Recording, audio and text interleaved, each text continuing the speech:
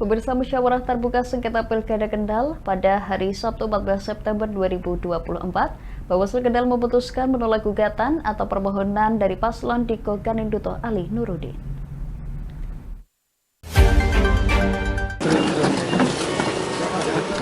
Majelis Musyawarah Bawaslu Kendal memutuskan untuk menolak permohonan calon Bupati dan Wakil Bupati Diko M. Ganinduto Ali Nurudin dalam perkara sengketa pendaftaran.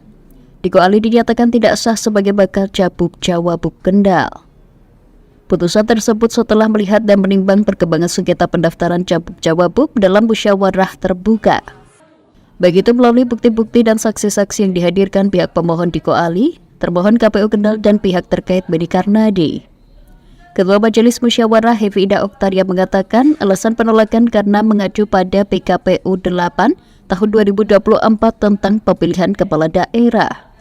Sidang di hari ini sudah disampaikan dalam sidang. Bawaslu menolak permohonan pemohon berdasarkan fakta-fakta persidangan yang sudah tersaji dalam persidangan dan sesuai dengan peraturan undang-undangan yang berlaku. Tentunya teman-teman juga sudah melihat dan mengikuti proses dari awal sampai akhir.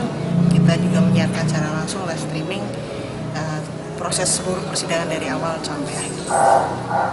Pemohon apabila keberatan dengan putusan hari ini, pemohon masih mempunyai upaya hukum untuk mengajukan gugatan sengketa di PT Tun 3 hari sejak putusan dibacakan. Terkait alasan KPU Kendal menolak atau mengembalikan berkas pendaftaran Diko Ali, menurutnya hal itu tindakan sah dan sesuai dengan undang-undang dan peraturan yang berlaku. Menanggapi putusan tersebut, kuasa hukum Diko Ali, Fajar Saka, mengaku kecewa atas putusan tersebut. Sebab apa yang disampaikan majelis hakim hanya 30% yang masuk.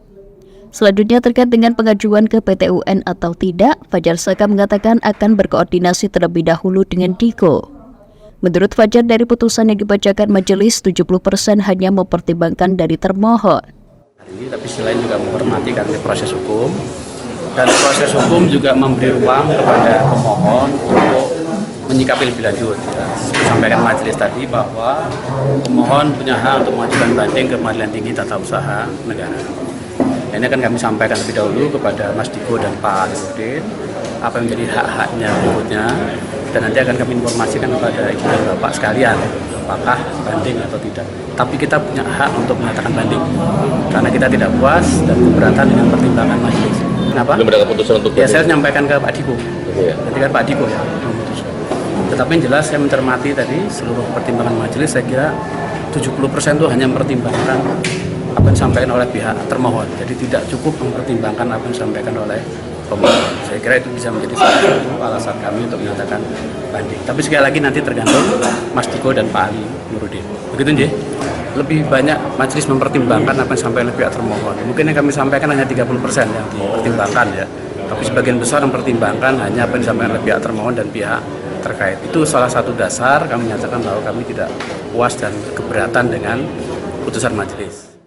Dari Kendal, Wahyudi, Lingkar TV melaporkan.